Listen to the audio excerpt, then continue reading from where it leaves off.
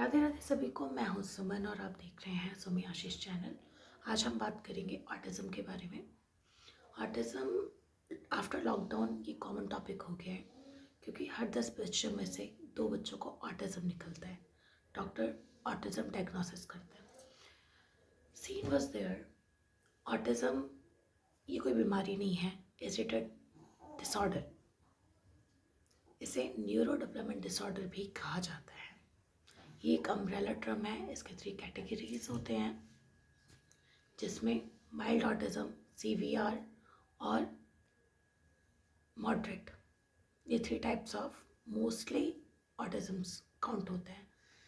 बाकी इसमें बहुत सारे सिम्टम्स होते हैं, बहुत सारी अलग अलग चीज़ें होती हैं क्योंकि मैंने जैसा कि आपको बताया is it a umbrella term of disorder. ये जो डिसऑर्डर है ये स्पेशल फ़ोन की वजह से होते हैं जिसमें बच्चे जो होते हैं वो एक्चुअल दुनिया से हट के वो किसी प्लानिंग, किसी ड्रीमी दुनिया में चले जाते हैं जिसमें आपने सुना होगा नॉन लिविंग थिंग मीन्स निर्जीव चीज़ें, संजीव चीज़ें। तो ऐसे बच्चे संजीव चीज़ों की तरफ आकर्षित ना हो करके निर्जीव चीज़ों की तरफ अपना ज़्यादा इंटरेस्ट शो करते हैं। इसमें बहुत सारे सिम्टम्स होते हैं जैसे कम्युनिकेशन डिले होता है, स्पीच डिले होता है, अटेंशन नहीं होते हैं और लाइक रिस्पॉन्ड, किसी भी चीज़ पे रिस्पॉन्ड नहीं कर पाते हैं। ऐसे बच्चे अपनी फीलिंग एक्सप्रेस नहीं कर पाते। तो मैं इस टॉपिक पे बात इसलिए कर रही हूँ बिकॉज मेरे मेरे बेटे को माइल्ड ऑटिज़म बताया गया है जिसमें ADHD भी इंक्लूडेड है। इसमें मेरा बेटा भी स्टिल 5 इयर्स का है जिसमें मैं अपनी पेरेंटिंग के बारे में बताऊंगी कि मैं क्या चीज़ें फेस कर रही हूँ, मैं कैसा फील कर रही हूँ एक्चुअल में। सीन वॉज देयर 2.5 इयर्स में मैंने इसका स्कूल में इसे ऐड किया था। एक्चुअली अभी इसकी स्पीच नहीं है। स्पीच 2 वर्ड्स को लेके प्रेफर करके बोलता है, सम वर्ड्स इज मिसिंग, तो प्रॉपर सेंटेंसेस कवर नहीं करता है। तो इसका सीन ये है कि एक तो ADHD है। जैसा कि मैं आपको बता दूं, ADHD जो होता है ये एक तरीके का, ये भी पार्ट ऑफ ऑटिज़म है। इसमें आपका जो ADHD वाले बच्चे होते हैं वो बहुत ज़्यादा हाइपर एक्टिव होते हैं। ADHD का means he attention deficit hyper active disorder है, जिसमें जो बच्चा होता है वो बहुत ही हाइपर एक्टिव होता है। उसके पास एक नॉर्मल बच्चे के मुताबिक बहुत ज़्यादा ताकत होती है, बहुत ज़्यादा मीन्स एक्टिव होता है वो बच्चा। तो ये उसका प्लस पॉइंट भी हो सकता है, ये उसका नेगेटिव पॉइंट भी हो सकता है बिकॉज ये डिपेंड करता है कि आप उसकी एनर्जी को किस तरह से रिड्यूस करते हैं, किस तरीके से ख़त्म करते हैं। Scene was there. मुझे बिफोर 6 मंथ मुझे इस चीज़ के बारे में पता चला। मैं भी इस चीज़ के बारे में बिल्कुल नहीं जानती थी।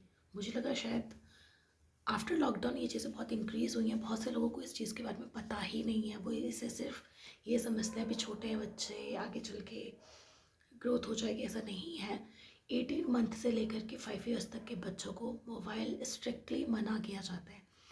इसमें इवन वीडियो कॉल पे भी बच्चों को मोबाइल देना अलाउ नहीं किया जाता है, बट थोड़ा बहुत दे सकते हैं, बट 7 to 8 आवर्स अवॉइड किया जाता है। इतना लॉन्ग टर्म स्क्रीन टाइम नहीं देना होता है। स्पेशल अगर बच्चों को आप कोकोमेलन दिखा रहे हैं, मीन्स आप बच्चों को कार्टून्स वगैरह दिखाते हैं, तो उसमें स्पेशल आप कोकोमेलन का जो चैनल है उसे अवॉइड करिए बिकॉज कोकोमेलन में मेरा बेटा जो था स्पेशल वो कोकोमेलन ही देखता था, जिसकी वजह से उसे ये सब चीज़ें फेस करनी पड़ रही है। ऑटिज़म भी 2 कैटेगरीज होती हैं। इसमें वर्चुअल ऑटिज़म होता है, एक ऑटिज़म होता है। ऑटिज़म एक स्टार्टिंग स्टेज होती है जिसमें बच्चों से शुरुआती दौर से ही आप उसे देख सकते हैं। And second thing, virtual autism जो होता है वो बच्चा इस पहले नॉर्मल होता है, उसके बाद धीरे धीरे वो ग्रोथ करके आगे बढ़ जाता है। मीन्स उसमें वो चीज़ें सेम ऑटिज़म जैसे ही सिम्टम्स पाए जाते हैं, बट वो रिकवरी होती है, रिप्लेसेबल होता है। सॉरी। Scene was there. अगर आपका बच्चा, आपने उसको स्क्रीन टाइम दे रखा है, स्क्रीन टाइम अगर आप उसका रिप्लेस करते हैं 1 से 2 साल के अंदर अंदर आपको उसका रिजल्ट दिखता है, आपका बच्चा रिकवरी कर रहा होता है। बट जो ऑटिज़म होता है उस ऑटिज़म वाले बच्चे को भी अगर आपने स्क्रीन टाइम दिया हुआ है 7 to 8 आवर्स, तो उसकी जो हाइपर एक्टिविटीज़ है, उसका जो डिसऑर्डर है वो इंक्रीज़ हो सकता है उसे सप्लीमेंट की भी ज़रूरत हो। तो ये सब चीज़ें आपको डॉक्टर से कंसल्ट करने के बाद ही पता चल सकती है। स्पेशल मैंने आपको कोकोमिलन की चैनल के लिए इसलिए मना किया है बिकॉज मुझे डॉक्टर ने ये चीज़ कंसल्ट की थी कि अगर बच्चा कंटिन्यू कोकोमिलन देखता है तो कोकोमिलन में अगर आप उसमें देखेंगे तो उसमें बहुत ज़्यादा डार्क कलर यूज़ किए गए हैं जो कि बच्चों के ब्रेन फंक्शन को बहुत ही इफ़ेक्ट करते हैं। एंड सेकंड थिंग, वो अगर बच्चा उसमें काफ़ी लंबे टाइम से उसे देख रहा है, काफ़ी कंटिन्यू उसे बहुत घंटों भर से देख रहा है, तो बच्चा अपने आप को उसमें इमेजिन करने लग जाता है। बिकॉज जो उसका स्क्रीनिंग जो चलता है, उसका स्क्रीन जो चलता है वो बहुत फास्टेबल है एंड रिपीटेटिंग वर्ड्स उसमें यूज़ है। जैसे अगर आप उसकी एक राइमिंग सुनोगे, the wheels on the bus go round and round, तो round and round, sweep sweep sweep, jump jump jump, और स्पेशल उस राइमिंग में आप देखेंगे उसके जो पूरा फोकस है वो उसके व्हील्स पे किया गया है। तो किसी पर्टिकुलर चीज़ को उसमें, और उसकी जो स्क्रीन है वो एक्चुअल 1 से 2 सेकंड भी, वो 1 से 2 सेकंड में स्किप हो रही है बार बार। इस वजह से कोकोमिलन के लिए मना किया गया है। और उसमें बहुत सारे जो कलर्स हैं वो बहुत डार्क यूज़ किए गए हैं जिससे बच्चे इससे इफ़ेक्ट होते हैं। एंड सेकेंड थिंग, इसमें वीडियो में बच्चा अपने आप को फील करने लगता है कि वो बच्चा भी वहाँ पे प्लेस है, वो वहाँ पे भी सेटल है। एंड सेकेंड थिंग, जैसे उसमें बहुत सारे वर्ड्स मैंने आपको बताए, राउंड एंड राउंड, जंपिंग, और बच्चे में यही कंडीशंस भी देखी जाती है। जैसे आप बच्चे को बुला रहे हैं, बच्चा बिल्कुल रिस्पॉन्ड नहीं कर रहा, इवन अपना नेम तक लिसन कर रहा है but not respond and properly. And 3 से 4 साल का आपका बच्चा है, उसमें क्या होता है, बच्चा के अंदर अगर आप ऑटिज्म के सिम्टम्स नोट्स करना चाहते हैं तो इसके 4 to 5 रीजंस हैं। देखिए कि इसमें आपका जो बच्चा है, इसमें आपका बच्चा दूसरे बच्चों के साथ खेलेगा नहीं, एक जगह वो अपनी ही दुनिया में गेम खेल रहा होगा, अपनी दुनिया में ही मस्त होगा, वो आपकी बातें नहीं सुनना चाहेगा। थर्ड चीज़, उसकी स्पीच डिले हो सकती है। ज़रूरी नहीं है सभी बच्चों की, सब बच्चों में अलग अलग सिम्टम्स पाए जाते हैं। स्पीच डिले हो सकती है। एंड आप उसमें ये नोट कर सकते हैं कि वो फीट, जैसे हमारा ये लेग होता है, लेग का फीट्स होता है, फिंगर पॉइंट्स होते हैं, वो उसके थ्रू चल रहा है, बच्चा वॉक कर रहा होता है और पूरा फीट वो ज़मीन पे नहीं रख रहा होता है। तो बच्चों में बहुत सारी चीज़ें नोटिस की जा सकती है। उसका आई कांटेक्ट नहीं होगा, बहुत लेस आई कांटेक्ट होगा, कम्युनिकेशन स्किल डेवलपमेंट नहीं होगी, सोशलाइजेशन नहीं होगा उसका, बहुत सारी चीज़ें होती हैं। तो हम बात कर रहे थे कि मेरे बेटे का जो डायग्नोसिस हुआ है उसको में बताया गया है, उसे माइल्ड ऑटिज्म बताया गया है और ADHD के साथ। मुझे जब ये पता चला था, seriously I am not accept this thing, मुझे इस पर भरोसा करना बहुत मुश्किल हो रहा था। सेकेंड थिंग, मेरे पास दूसरा बेबी भी है जो अराउंड 10 मंथ्स का है, तो मुझे दोनों को एक साथ हैंडल करना बहुत ही मुश्किल हो रहा था भी और हो रहा है भी। Because now my kids both are same age, around my son around 5 years old, my daughter she 10 months. So it is too difficult for me, how I will survive, how I will do, what should I do. तो मैंने अपने बेटे का school start किया। मुझे doctor ने suggestion दिया कि बच्चे का स्कूल नहीं बंद करना है, तो मैंने अपने बच्चे का स्कूल स्टार्ट किया। पर स्कूल में भी मुझे बहुत सारी चीज़ें फेस करनी पड़ रही हैं। स्कूल में टीचर्स हैं, तो मैंने इसे स्टार्टिंग में प्राइवेट स्कूल में डाला था, तो मुझे थेरेपी सेंटर्स जाने में प्रॉब्लम होती थी। बट प्राइवेट स्कूल की अगर मैं बात करूँ, वहाँ पे अगर बच्चा बैठा हुआ है तो बच्चे को इंकरेज नहीं किया जा रहा है कि वो भी जाकर खेले। देखिए स्पेशल क्या होता है कि जो बच्चे कर सकते हैं, ठीक है, जो बच्चे कर सकते हैं उनको बोलना होता है, और जो बच्चे नहीं कर सकते हैं उनको फोर्स करना होता है, इंकरेज करना होता है कि हाँ तुम भी करो करके। बट कोई फोकस नहीं था, बच्चा वहाँ जाता था, बैठता था, वापस लंच फिनिश किया, वापस घर आता था। और वो स्कूल जाए ना जाए, उन्हें फ़ीस टाइम पे चाहिए होती थी। बहुत सारी प्रॉब्लम्स थी, तो मुझे लगा कि शायद मुझे चेंज कर देना चाहिए था, क्योंकि अ, मेरे बेटे का जो डायग्नोसिस चल रहा था वो अमर ज्योति से चल रहा था। ये एक बहुत बड़ा हॉस्पिटल है हमारे प्लेस में, वहाँ चल रहा है। तो उसमें सीन ये था, उनका मॉर्निंग टाइमिंग होता था, मॉर्निंग शिफ्ट होता था, 4 to 5 थेरेपीज़ होती थी, जिसमें counselling, speech therapy, occupation therapy और EIP, ऐसे करके 4 थेरेपीज़ होती थी। मेरे बेटे की काउंसलिंग तो हमारे लिए थे कि हमें क्या करना है, कैसे बच्चे के साथ रहना है, कैसा बिहेव करना है, इस चीज़ के ऊपर था। तो ये सारी थेरेपीज़ में जो टाइम शेड्यूल था वो बहुत ही डिस्टर्बेंस था, बच्चे हैंडल नहीं कर पाते। तो मैंने अपने बेटे का एडमिशन जो है वो पास में ही किसी गवर्नमेंट स्कूल में कराया। गवर्नमेंट स्कूल में भी बहुत सी प्रॉब्लम्स हैं। वहाँ पे जो टीचर्स हैं उनका कोई फोकस नहीं है, कोई रिस्पॉन्स नहीं है। एंड सेकेंड थिंग कि स्पेशल मैंने वहाँ देखा गवर्नमेंट स्कूल में KG क्लास के बच्चों को, मेरे अकॉर्डिंग बच्चों को गेम्स खिलाने चाहिए, बहुत सारी एक्टिविटीज़ करानी चाहिए। इफ़ अगर वो किताबें नहीं पढ़ रहे हैं, किताबों पे फोकस नहीं है, 5 साल का बच्चा क्या करता है, किताबों पे अगर फोकस नहीं है, कुछ नहीं है, तो गेमिंग का कुछ अच्छा शेड्यूल निकालना चाहिए। क्लास में कुछ भी वर्ड्स हैं, कुछ भी चीज़ें पढ़ा रहे हैं तो उसे बहुत लाउडली पढ़ाना चाहिए, ताकि जो भी बच्चे हैं वो जो नहीं भी इन चीज़ों को इनको अटेंशन नहीं दे रहे, वो भी अटेंशन दें। बट वहाँ पे कुछ नहीं है, बुक्स मिली हैं, बुक्स बोलते हैं कि वहाँ लेकर ही नहीं आना ही। सेकेंड थिंग, वहाँ पे टीचर्स का, आज टीचर ने मुझे बोला कि मैं कल नहीं आऊँगी तो अपने बच्चे को स्कूल नहीं भेजना, बिकॉज दूसरी टीचर उसे हैंडल नहीं कर पाएगी। मैं ये बोलना चाहती हूँ कि अगर ये सिचुएशन से इंक्रीज़ हो रही है, ठीक है, वो एक बच्चे की बात नहीं है, यहाँ पे सभी बच्चों की बात है।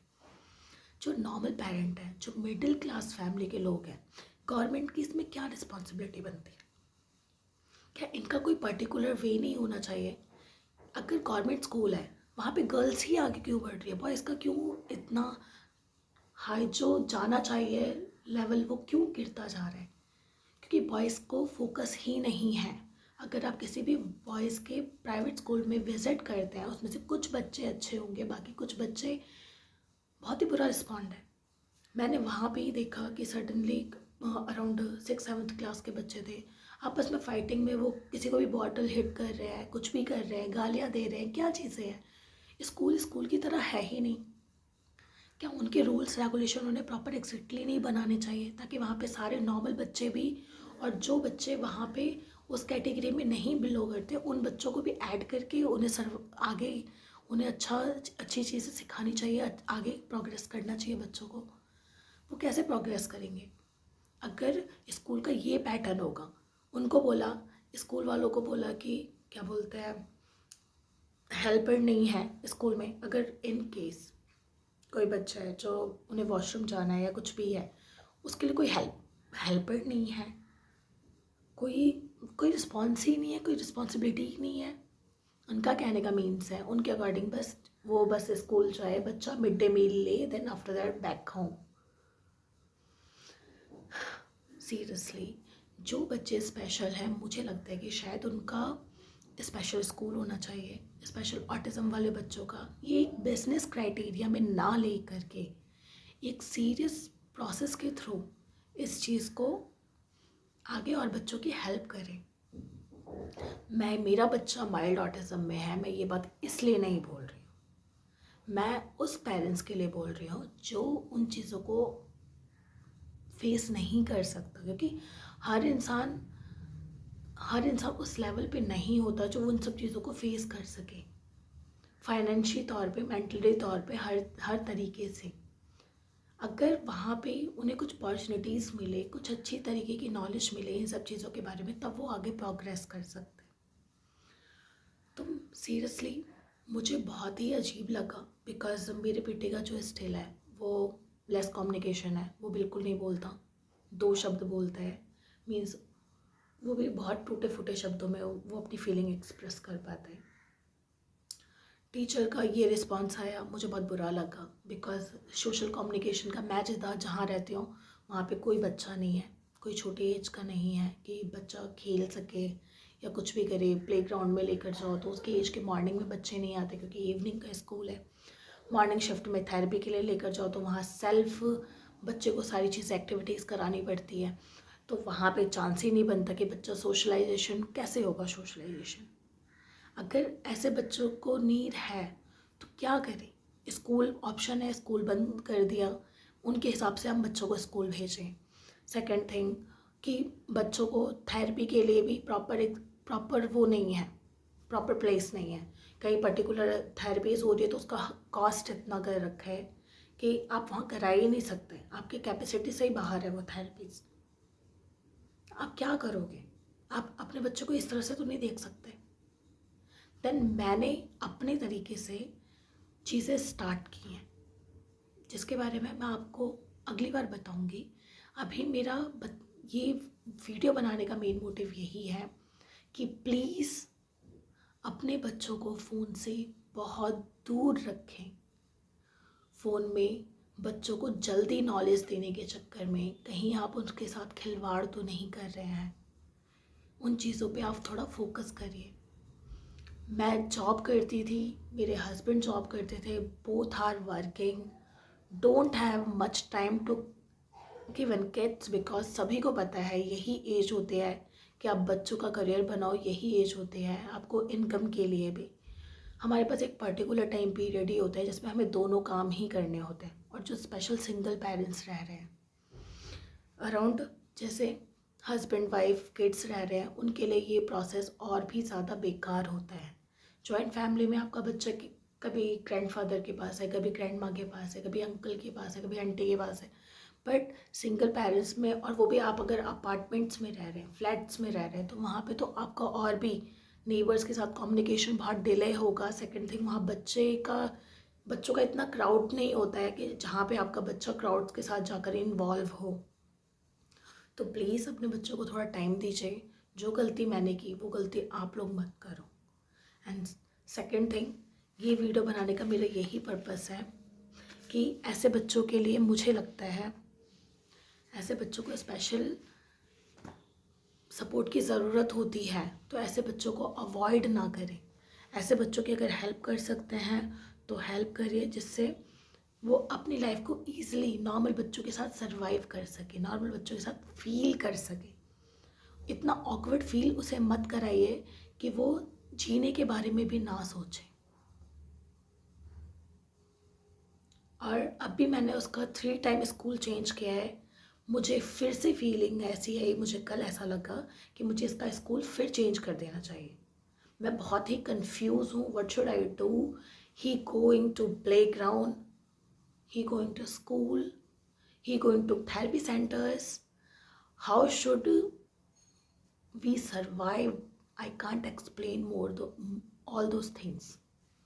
So that's reason I have to request you, don't give us cell phones, don't give us screen time your kids. Even please stop to watching Coco Melon rhymings. Thank you. Radhe Radhe.